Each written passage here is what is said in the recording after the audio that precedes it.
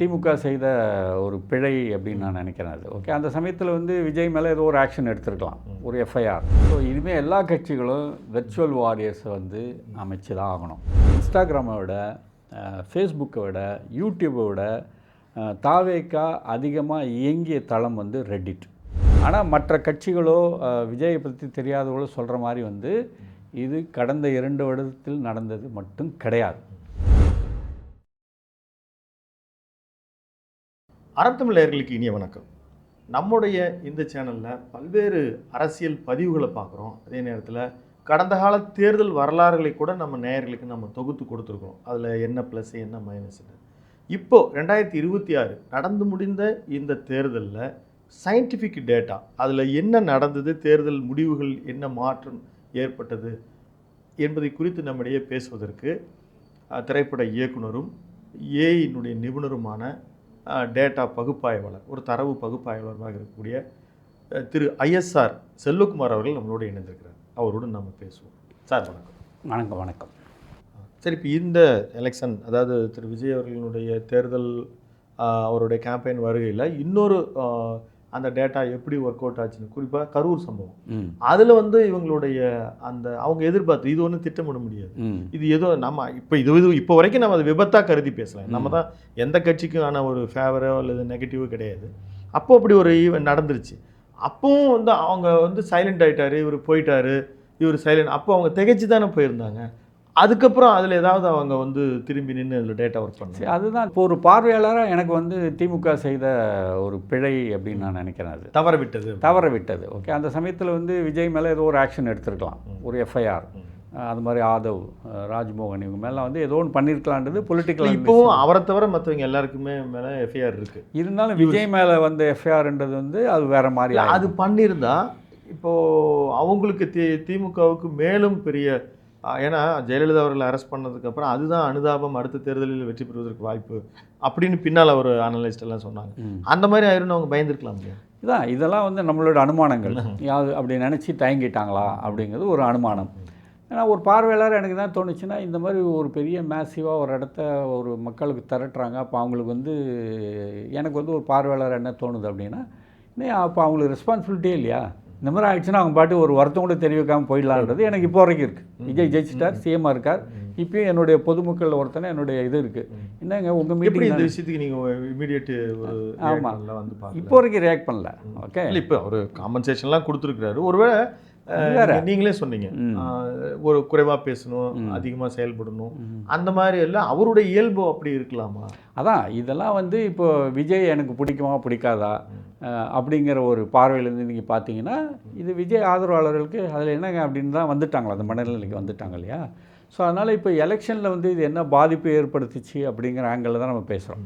Okay. Vijay வந்து அப்படி மௌனமாக இருந்தது அவங்களுக்கு ப்ளஸ் ஆச்சா மைனஸ் ஆச்சா அப்படின்றதுனா ப்ளஸ்ஸாக தான் இருக்குது அவங்களுக்கு. அவர் எதுவுமே பேசாமல் இருந்தது வந்து அதை சிம்பத்தியை கிரியேட் பண்ணி, ஆமாம், ஏதோ ஒன்று, அது ஏதோ ஒரு அளவில் ஓகே கோவத்தையும் கிரியேட் பண்ணிச்சு, சிம்பத்தியும் கிரியேட் பண்ணிடுச்சு. ஆனால் அதை கடந்து போக அது உதவிடுச்சு. இப்போது தேர்தல் முடிவுகள் அப்படின்னு பார்க்குற பொழுது இந்த மாதிரி இப்போ திருப்பரங்குன்ற இஷ்யூ ஒன்று வந்துச்சு, அதே மாதிரி கரூரில் ஒரு இஷ்யூ வந்துச்சு. அப்போது திருப்பரங்குன்றத்தில் அதிகமாக ஸ்கோர் பண்ணது ஏடிஎம்கே அலையன்ஸ்லேருந்து பிஜேபி நிறைய பேசினாங்க. அங்கே ஒருத்தர் வந்து தீக்குளிச்சு கூட இறந்து போனார். ஆனால் தேர்தல் முடிவுகள் என்னமோ திமுகவுக்கோ அதாவது திமுக வந்து அதுக்கு வந்து பெரிய சேஃப்கார்டு, பெரிய பிரச்சனை வர மாதிரி நாங்கள் சேவ் பண்ணோம், அவங்களுக்கும் வரல, அதிமுகவுக்கும் வரல. அது சிடி நிர்மல்குமார் அவர் ஜெயித்தார். அதே மாதிரி கரூர் சம்பவத்தை நீங்கள் எடுத்துக்கிட்டிங்கனால இன்றைக்கி வேணால் அவர் எம்ஆர்ஜி பாஸ்கர் அங்கே போயிருக்கலாம். நான் கூட நினச்சேன் கரூர் ஒரு சில தொகுதிகள் நாங்கள் ஒரு 25-30 தொகுதிகள் வெல்வதற்கு வாய்ப்பு இருக்குது, கரூரில் ஜெயிப்பார், அந்த சிம்பத்தி. அப்போது மக்கள் வந்து இந்த மாதிரி இஷ்யூவை தேர்தல் முடிவுகள் பாதிக்கலையா? இதில் மக்கள் அப்படின்றத விட ஃபஸ்ட் டைம் ஓட்டர்ஸ் அப்படின்னு தான் நம்ம இதை பார்க்கணும். நம்ம இப்போ பேசிகிட்டு இருக்கிறதுக்கான அவ்வளவு காரணம், ஒரே காரணம் இன்ஃபேக்ட் வந்து ஃபஸ்ட் டைம் ஓட்டர்ஸ் தான். அவங்க தான் இந்த எலெக்ஷனுடைய போக்கே வந்து தீர்மானிச்சிருக்காங்க. ஸோ இதில் வந்து இப்போ நம்ம சொன்ன மாதிரி வந்து நான் வந்து ஓட்டு போட்டேன் அப்படியே போயிடுறேன் அப்படின்னு இல்லாமல் தே வாண்டட் டு பார்ட்டிசிபேட். அதுக்கான எல்லா விஷயங்களையும் விஜய் கிரியேட் பண்ணார். அதில் ப்ரில்லியண்ட்டாக இன்னொன்று என்ன பண்ணார்னா, எது பண்ணாலும் என்னை பற்றி மட்டும் பேசுங்க, எந்த இஷ்யூ பற்றியும் கவலைப்படாதீங்க. மீட்டிங்லேயே சொன்னார். அவரும் எந்த மீட்டிங்லேயும் வந்து எந்த பொது பிரச்சனையும் எடுத்து பெருசாக விவாதிக்கலை, ஒன்றும் பண்ணலை. இதுதான் நம்ம கட்சி கொள்கை அப்படின்னு வந்து அவர் எதுவும் பண்ணலை. தேர்தல் விஜய் எனக்கு வாக்கு, அதுக்கு நீங்கள் உழைங்க அப்படின்னு சொன்னார். அதுக்கு யூத் வந்து அவர் சொன்ன பேச்சை கேட்டு என்ன பண்ணுமோ போட்டாங்க. ரெண்டாவது என்ன நடந்ததுன்னா, அந்த டீசென்ட்ரலைஸ்டு கேம்பெயினில் வந்து என்ன நடந்ததுன்னா, தேர்தல் நெருங்க நெருங்க நெருங்க விஜய் சொன்ன ஒரு சில வார்த்தைகள் மந்திரம் மாதிரி அவங்கக்கிட்ட வந்து ஒர்க் ஆயிடுச்சு. வீட்டில் இருக்க குழந்தைகளை வந்து எனக்கு ஓட்டு போட சொல்லுங்கள் அப்படின்னாரு. அதுவே பின்னால் கம்ப்ளைண்ட்டாகவும் இன்ன வரைக்கும் இருக்குது. ஆமாம், இன்ன வரைக்கும் இருக்குது. ஆனால் அது ஒர்க் தேர்தலில் அது வேலை செஞ்சது, இன்னும் செஞ்சுக்கிட்டு தான் இருக்குது. அதான் யூத்தை வச்சு தான் அந்த எலெக்ஷனே டோட்டலாக நடந்தது. அவங்க வந்து அதோட போக்கை வந்து அவங்க தான் தீர்மானிச்சிருக்காங்க. அவங்க எப்படி போகணும், என்ன மாதிரி நடந்துக்கணுன்றது விஜய் வந்து தீர்மானிச்சிட்டார். ஓகே, இப்போ அந்த அளவுக்கு அவங்க ஒர்க் பண்ணிக்கிற மாதிரி நம்ம டேட்டா இப்போது நம்ம பார்க்குறோம். ஒருவேளை தோல்வி அடைஞ்சிருந்தா அந்த டேட்டா எந்த அளவுக்கு அவருக்கு சக்ஸஸ் ஆகிருக்கு என்னென்னு நம்ம அப்படியும் கூட நம்ம அனலைஸ் பண்ணியிருக்கலாம். இப்போ மிக முக்கியமான ஒரு கேள்வி, விஜயனுடைய தேர்தல் வரைக்கும் கேண்டிடேட்டை பார்க்காம போட்டாங்க, யார் என்னன்னே தெரியல, அவங்க வந்து அவருடைய விசில் சின்னத்தை மட்டும்தான் பார்த்து வாக்களித்தார்கள் அப்படின்ற ஒரு இப்போ பணத்தை இப்போ வாங்கி நிறைய பணம் நாம் கண்கூட அதையும் பார்த்தோம். தேர்தல் 2 கட்சிகளும் அதிமுக செலவு செய்தது. அதே மாதிரி உழைப்பை பிற கட்சிகளும் கொடுத்தன. நாம் தமிழர்லாம் அவங்க காலத்தில் அவங்க 19 லட்சம் வாக்குகளை பெற்றிருக்கிறாங்க. இப்போது கேண்டிடேட்டை பார்க்காம போட்டாங்க, அதில் ஜாதி மதமெல்லாம் அடிபட்டு போயிடுச்சுன்னு எடுத்துக்கலாம். பணம் வாக்காளர்களுக்கு தாவேக்கா கொடுக்கல, ஆனால் பணம் அவர்கள் செலவு செய்திருக்கணும் தானே. எப்படின்னா இந்த மாதிரியான ஒரு பெரிய நெட்வொர்க் இருக்குது, அது எந்த மாதிரியான செலவுகள் இனி எல்லா கட்சிகளும் அதை செய்து தான் ஆகணுமா? கண்டிப்பாக நீங்கள் வந்து யூத்தை பெனட்ரேட் பண்ணணும். யூத்தில் இனிமேல் மக்கள் அதாவது இந்த ஐடி விங்குக்கான செலவு அப்படின்றது ஒரு பெரிய, அதாவது மற்ற அவர் விர்ச்சுவல் வாரியர்ஸ் அப்படின்னு அவர் அழைக்கிறார், அதுக்கான செலவு தான் நான் கேட்குறேன். கரெக்ட். ஸோ இனிமேல் எல்லா கட்சிகளும் விர்ச்சுவல் வாரியர்ஸை வந்து அமைச்சு தான் ஆகணும். ஓகே, அதுக்கான ஒரு தொண்டர் படை இருக்கணும். அந்த தொண்டர்களுக்கு வந்து நீங்கள் வந்து பணமாக ஃபீட் பண்ணணும். அந்த தொண்டர்கள் க்ரியேட் பண்ணக்கூடிய கண்டென்ட்டுக்கும் நீங்கள் வந்து ஃபீட் பண்ணணும். அதை தொடர்ச்சியாக இனிமேல் செய்யணும். ஏன்னா இந்த ஆன்லைன் கேம்பெயின் அப்படிங்கிறது வந்து ஒரு நாளில் வந்து அது எந்த மாற்றத்தையும் உருவாக்காது. ஓகே, ஒரு சலசலப்பு வேணால் உருவாக்கலாம், ஆனால் அது தொடர்ச்சியாக ஜெயிக்கணும் அப்படின்னு சொன்னால் நீங்கள் வந்து தொடர்ச்சியாக அதில் இறங்கி ஒர்க் பண்ணிகிட்டே இருக்கணும். அதாவது மற்ற சமயத்தில் வந்து தேர்தலில் வந்து நீங்கள் வந்து சமயத்தில் அந்த தேர்தல் ஓட்டு நேரத்தில் வீட்டுக்கு போனீங்க கொடுத்தீங்கன்றது வந்து ஒன்று. இது வந்து நீங்கள் தொடர்ச்சியாக பண்ணணும். ஏன்னா உங்களுடைய இமேஜே வந்து இதில் தான் க்ரியேட் ஆச்சு அப்படின்னும் போது இதிலே நீங்கள் தக்க வைக்க வேண்டியிருக்கு. ஸோ அதனால் மற்ற கட்சிகள் மட்டும் இல்லை, தாவேக்கா கூட இனிமேல் வந்து தொடர்ச்சியாக ஆன்லைனில் வந்து இயங்கித்தான் அவங்க இது வரைக்கும் பெற்றிருக்கக்கூடிய அந்த ஆதரவை வந்து கண்டினியூ பண்ண முடியும். அது வந்து சந்தேகமே இல்லை. டெக்னாலஜிக்கு நிறைய செலவு பண்ணணும். எதிர்காலத்தில் இப்போ ஏஐ வந்துருச்சு உங்களுக்கு. ஸோ இனிமேல் யுத்திகள் மாறுதில்லை. யுத்தி வந்து இப்போது ஒரு கேம்பெயினாக இருந்தது, இப்போ நான் சொல்கிற அந்த டாப் டவுன் அப்ரோச்சு இதெல்லாம் பண்ணிட்டாங்க அப்படின்னும் போது கேம்பெயினில் கூட நீங்கள் நம்ம பர்சனலாக பேசும்போது சொன்னீங்க இந்த மெத்தட்லாம் மாறி இருக்கு. ஆமாம், என்ன அந்த பார்ட்டிசிபேஷன் நம்ம சொல்லும்போது என்னாச்சுன்னா, பழைய சினிமாவில் எடுத்துக்குவாங்க, ஒரு பாடல் காட்சி இருக்குது அப்படின்னா ஆடியன்ஸ் வந்து அப்படியே உட்காந்துட்டு இருப்பாங்க. கொஞ்சம் காலம் கடந்ததுக்கப்புறம் ஆடியன்ஸ் தலையசைக்கிறோம் வந்தது, அதுக்கப்புறம் கை தட்டினாங்க, அப்புறம் கொஞ்சம் எழுந்து நடனம் ஆடுறது இருந்தது. அதாவது மேலே ஒருத்தர் ஆடுவார், கீழே வந்து மிஞ்சி போச்சுன்னா நடனம் ஆடலாம், அவ்வளோதான். இப்போ நானே கல்லூரி படிக்கும், நீங்களும் கல்லூரி படிக்கும்போது நடந்திருக்கோம் உங்களுக்கு. நம்ம எழுந்து நடனம் ஆடினா திட்டுவாங்க ப்ரொஃபஸர், நம்மளை வெளில அனுப்பிச்சி விட்ருவாங்க. ஓகே, அது வந்து ஒரு நல்ல நடவடிக்கை இல்லை, அது ஒரு மோசமான மாணவன் அப்படின்னு நம்மளை வந்து குத்திடும். ஆனால் இப்போ வந்து அப்படி இல்லை. ஓகே, எல்லாரும் தே வாண்ட் டு பார்ட்டிசிபேட். இப்போ அனிருத் வந்து அவர் வந்து கம் அப்படின்னு அழைக்கிறேன், அவங்களே ஆமாம் அவங்களே கூப்பிட்றாங்க. ஸோ இப்போ சாய் அபியங்கர், ஏன் ஏஆர் ரஹ்மான், வித்யாசாகர், விஜய் ஆண்டனி இவங்கெல்லாம் பண்ணால் கூட என்ன பண்ணுறாங்கன்னா, வெறுமனே பாடகராக இருக்கிறதுல பர்ஃபார்மராக மாறிடுறாங்க. ஒரு வார்த்தை இவங்க பாடுறாங்க, இன்னொரு வார்த்தைக்கு க்ரௌடை நோக்கி மைக்கை நீட்டிடுறாங்க, அவங்களும் சேர்ந்து பாடுறாங்க. ஸோ இப்போது ஒரு கூட்டாக எல்லோரும் சேர்ந்து தான் இந்த 3 மணி நேரம் நடத்துகிறாங்க. பர்ஃபார்மர் தனி, ஆடியன்ஸ் தனி கிடையாது. அதே மாதிரி இந்த எலெக்ஷன்லேயும் வந்துட்டு யூத்துன்றவன் வந்தான் போனாலாம் கிடையாது. நான் வந்தேன், நான் இந்த எலெக்ஷன் நடத்துகிறேன் அப்படின்னு தே பார்ட்டிசிபேட்டட் இன் எவ்ரி பாசிபிள். ஆமாம், கம்யூனிகேஷன் அது வழியாக உள்ளே வந்தாங்க, எலெக்ஷனுடைய போக்கை வந்து மாற்றினாங்க. அதில் வந்து சரி, இப்போ இந்த லெவல் வரைக்கும், அதாவது நீங்கள் 2026 தேர்தல் அப்படின்றது நீங்கள் வந்து ஒரு இந்த மாதிரியான ஒரு டேட்டான்னு மக்கள் புரிஞ்சிட்டு இருக்கிறது, ரீல்ஸ் கிடையாது, உள்ளே போய் ஒவ்வொன்றா நரேட்டிவ் செட் பண்ணுறது அப்படின்றத நம்ம பேசுகிறோம். இப்போ இது வந்து உள்ளாட்சி தேர்தல்களில், இப்போ பார்லிமெண்ட் எலெக்ஷன் கண்டிப்பாக அப்படி பண்ண தான் முடியும், ஏன்னா அதில் சில நேரம் கிராமப்புற மக்கள் கூட பங்கேற்காமல் போவோம். உள்ளாட்சி தேர்தலில் இந்த டேட்டா, இந்த ஏஐ 5G இதெல்லாம் எப்படி நுழைய போகுது? சரி, அதாவது என்னென்னா, இந்த நீங்கள் சொல்லும்போது தேர்தலுக்கான களம் வந்து விரிஞ்சு சுருங்கிக்கிட்டே வந்து உள்ளாட்சி அப்படின்னு வரும்போது எல்லாருக்கும் ஒருத்தர் ஒருத்தர் தெரிஞ்சவங்களாக இருப்பாங்க. அப்போ எப்படி இது வந்து வேலை செய்யும் அப்படின்னு நீங்கள் சொல்கிறீங்க. நீங்கள் சரி, இப்போ நம்ம குடும்பங்கள்லேயே வந்துட்டு என்ன ஆயிடுச்சுன்னா, நம்மளே ஒரு குரூப் கிரியேட் பண்ணி நம்மளே ஒரு குரூப் க்ரியேட் பண்ணியிருக்கோம். குரூப் வழியாக தான் நீங்கள் வந்து பேசுகிறீங்க. நம்ம இங்கே உட்காந்துருக்கோம், ஹாலில் ஒருத்தர், ரூமுக்குள்ளே ஒருத்தர், கிச்சனில் ஒருத்தர், மொட்டை மாடியில் ஒருத்தர், தனித்தனியாக பிரிஞ்சு தான் இருக்கும் நம்ம. ஸோ நம்மளோட சோஷியல் ஸ்ட்ரக்சரே மாறி போயிடுச்சு அப்படின்போது நம்மளை இணைக்கிறதுக்கு வந்து டெக்னாலஜி தேவைப்படுது. அதனால் அது உள்ளாட்சி தேர்தலாக இருந்தாலும், உங்கள் தெருவுக்கான தேர்தலாக இருந்தாலும், உங்கள் காலனி அசோசியேஷனுக்கான தேர்தலாக இருந்தாலும் டெக்னாலஜி வந்து மஸ்ட். ஆமாம், நீங்கள் இன்ஸ்டாவோ இல்லாமல் தேர்தல் நகராது. ஓகே. ஆனால் என்னென்னா, இந்த அமைப்பை கிரியேட் பண்ணுறதால வந்து விஷயம், அதாவது எங்கேயோ ஒரு லீடர் உட்காந்துட்டு ஒருத்தர் சொல்லி அது எல்லாருக்கும் வந்து சேர்றதுன்றது மாதிரி மேலே ஒருத்தர் சொல்லுவார், அது கீழே ஒரு 10 பேர் எடுத்து அவங்க ஒரு 10 பேர் அனுப்புவாங்க. அந்த 10 பேர் ஸ்ப்ரெட் பண்ணுற அந்த ஸ்ட்ராட்டஜி வந்து பெரிய அளவில் இந்த தேர்தலில் வந்து. இப்போ இந்த இடத்துல ஒரு முக்கியமான கேள்வி, இப்போ தேர்தல் பரப்புரைகள் கடந்த காலத்தில் இப்போது என்ன சொல்லியிருக்காருன்னு சொல்லி நம்ம பேசியிருந்தது, ஒரு டீ கடையில் உட்காந்துருப்பாங்க, ஒருத்தர் படிப்பார், படிக்காத 10 பேர் கேட்பாங்க. இன்றைக்கி எவ்ரி ஒன் அவங்க வந்து ஒரு பெர்செப்ஷன், அவங்க ரியலைசேஷன் பண்ணி அவங்க வந்து ஒரு கருத்தையே அவங்களே கருத்து சொல்லி ஒவ்வொருத்தரும் மாறுறாங்க. இப்போ இதே மாதிரி பரப்புரைகள் அப்படின்னு வருகிற பொழுது அதுவும் அந்த மாடல்லாம் மாறி டிவியில் முன்ன தூர்தர்ஷனில் ஒரு ஸ்லாட் கொடுப்பாங்க எல்லா கட்சிக்கும் பேச்சாளர். இன்றைக்கி அப்படி கிடையாது. எவ்ரி ஒன் வந்து ஒரு அதாவது கேண்டிடேட் எல்லாமே ஒரு யூடியூப் கிரியேட் பண்ணிக்கிறாங்க, ரீல்ஸு, ஸ்லோ மோஷனில் பிஜிஎம் போட்டு இப்படியெல்லாம் வந்துருது. தேர்தல் பரப்புரைகள் என்னவாகும்? அதாவது மக்களும் பரப்புரை பேசுகிற தலைவர்களுமே சந்திக்காமலே தேர்தல் டிஜிட்டல் வைஸாக ஆகக்கூடிய வாய்ப்பு இருக்குது. ஒன்றும் இல்லை, தலைவர்கள் ஒருத்தர் சந்திக்காமல், தலைவர்கள் தொண்டர்கள் சந்திக்காமல், தலைவர்கள் வாக்காளர்கள் சந்திக்காமல் அந்த அபாயங்கள்லாம் நடக்குது வாய்ப்பு இருக்குது. இல்லை, நீங்கள் அபாயங்கள் கூப்பிடும்போது என்ன ஏஐ யுகம்.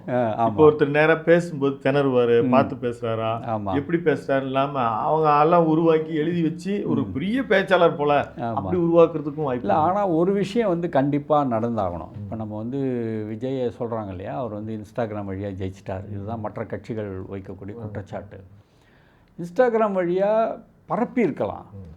ஏன்னா இன்ஸ்டாகிராம்ன்றது ஒரு ஃபோட்டோ ஷேரிங் ஆப் அது. ஓகே. ஸோ நீங்கள் வந்து ஃபோட்டோஸ் போடலாம், ஒரு ஃபோட்டோ போல் 5, 10 போடலாம், மியூசிக் போடலாம், ரீல்ஸ் போடலாம், எல்லாம் நீங்கள் வந்து போட்டுடலாம். பட் அந்த ஃபோட்டோவை பார்த்துட்டு நான் யார் கூட உரையாடுறேன் அப்படின்னு பார்த்தீங்கன்னா, உரையாடலுக்கு இன்ஸ்டாகிராமில் வாய்ப்பு இல்லை. பார்வைக்கு தான், அது பார்க்கறதுக்கு தான், கொண்டு போய் சேர்க்கலாம். ஆமாம், கொண்டு போய் சேர்க்கலாம். ஸோ அப்போது நான் ஒரு விஷயத்தை பார்த்தேன், ஒரு ஃப்ரெண்டு கூட உரையாடணும், அல்ல அதை மறுக்கிறோம் ஒருத்தவங்க கூட சண்டை போடணும் அப்படின்னா அதுக்கான பிளாட்ஃபார்ம் ஒன்று தேவைப்படுது. என்னை பொறுத்த வரைக்கும், நான் அனலைஸ் பண்ண வரைக்கும், இன்ஸ்டாகிராமை விட, ஃபேஸ்புக்கை விட, யூடியூப்பை விட தாவேக்கா அதிகமாக இயங்கிய தளம் வந்து ரெட்டிட். இப்பயும் இயங்கிக்கிட்டு இருக்க தளம் வந்து ரெட்டிட். இது என்னுடைய கருத்து.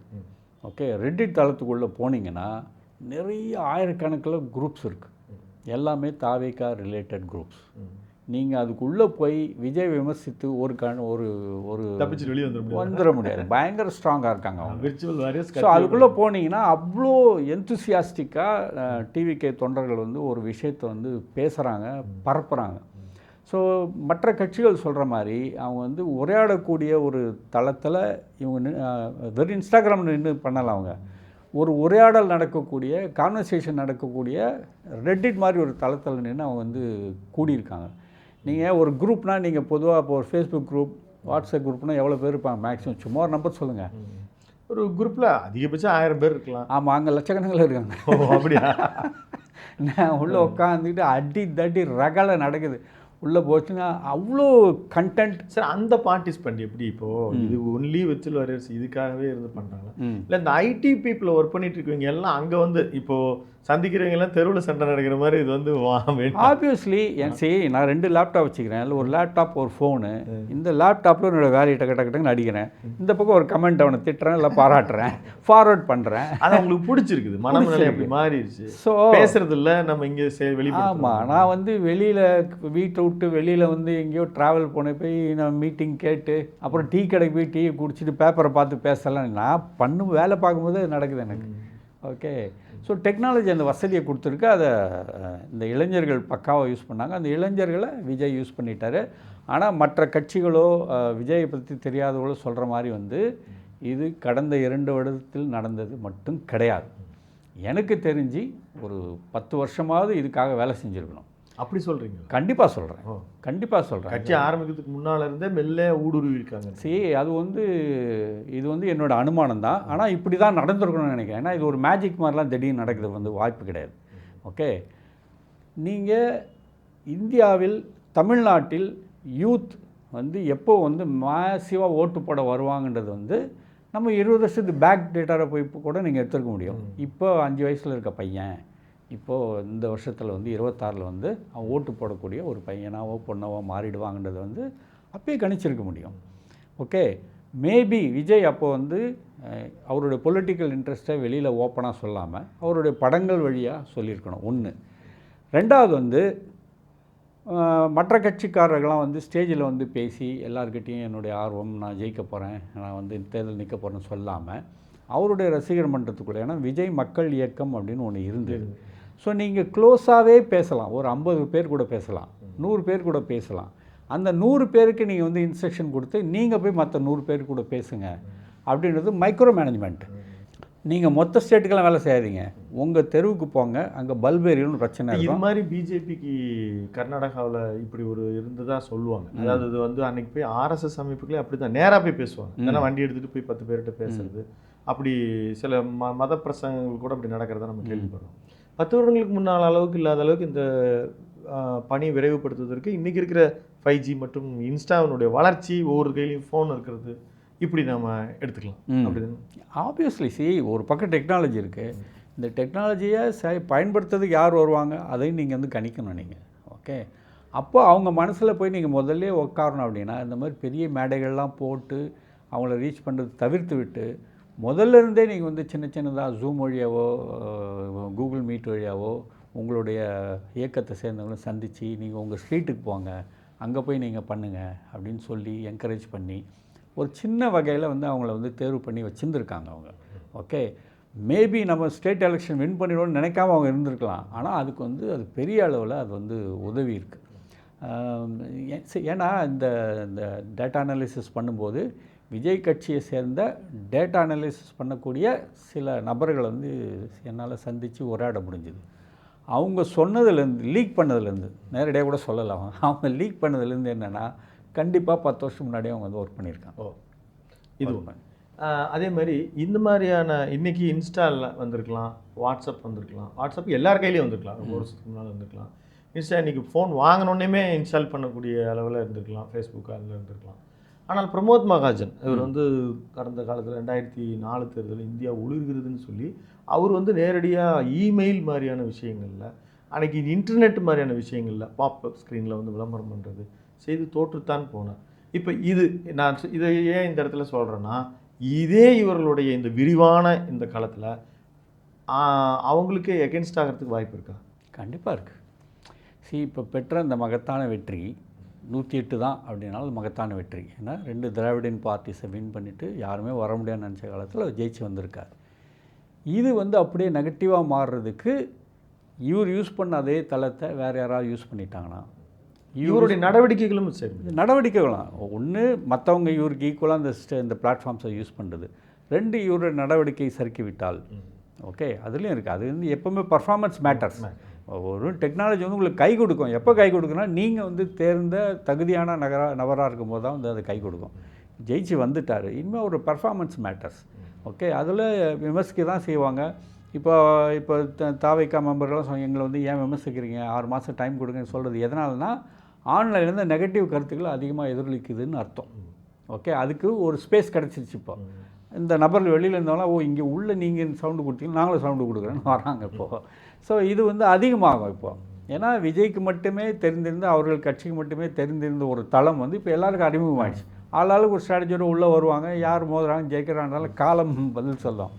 ஆனால் இதுக்கு வாய்ப்பு இருக்குது. இந்த விர்ச்சுவல் அப்படின்றத தவிர்க்க முடியாது. அது இன்னும் ஏஐ வந்ததுக்கப்புறம் ரொம்ப வேகமாக இப்போ சில நிறுவனங்கள்லாம் வந்து எனக்கு சார் சோப் வாங்குறவங்கலாம் லிஸ்ட்டு வேணும் அப்படின்னு ஒருத்தர் கேட்டாங்கன்னா இப்போ கிளாடுன்னு ஒன்று வந்துருக்கு, அதுக்குள்ளே உட்காந்து லீடு எடுக்கிறாங்க. இவர் வந்து மைசூர் சாண்டல் மட்டும் வாங்குறவங்க மட்டும் வேணுமா அப்படின்னு போட்டு எடுத்து தனியாக கொடுக்குறேன், ஒரு 500 நம்பர் தரோம். ஓகே, ஸோ அப்போது நீங்கள் எந்த அளவுக்கு டீட்டெயில்டாக ஏஐ பயன்படுத்தி ஒருத்தர் வீட்டுக்குள்ளே நுழைஞ்சி அவர் யார்ட்டையும் கொடுக்காத நம்பராக இருக்கும், அதை எங்கே வந்து எடுத்துகிட்டு கொண்டு வந்து அது கொடுக்குது.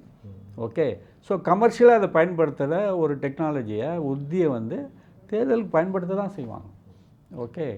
ரொம்ப மிக்க மகிழ்ச்சி சார். ரொம்ப உரையாடல் வந்து உண்மையிலேயே அரசியல் ஆர்வமிக்கவர்களுக்கும் அரசியலை கூர்ந்து கவனிப்பவர்களுக்கும் அரசியல்வாதிகளுக்குமே பயனுள்ளதாக இருந்துச்சு. நிறைய பேசுவோம். இந்த அளவில் நம்ம இன்றைக்கி உங்களுடைய கருத்து பதிவுக்கும் வருகைக்கும் மிக்க நன்றி. நன்றி. நேரிலே தொடர்ந்து இணைந்திருங்கள் அறத்தமிழுடன். மேலும் இந்த மாதிரியான விஷயங்கள், அதாவது நம்ம வந்து முழுக்க யாரையாவது திட்டிகிட்டு தான் இருக்கணும், யாரையாவது வந்து நெகட்டிவாக நாம் பேசிக்கிட்டே இருக்கணும் அப்படின்றது மட்டுமல்லாமல் அறிவியல் பூர்வமாக அறிவுபூர்வமாக என்ன நடந்தது அதை நாம் வந்து பகிர்ந்து கொள்வது தான் இந்த காணொலியினுடைய நோக்கம். மீண்டும் சந்திப்போம்.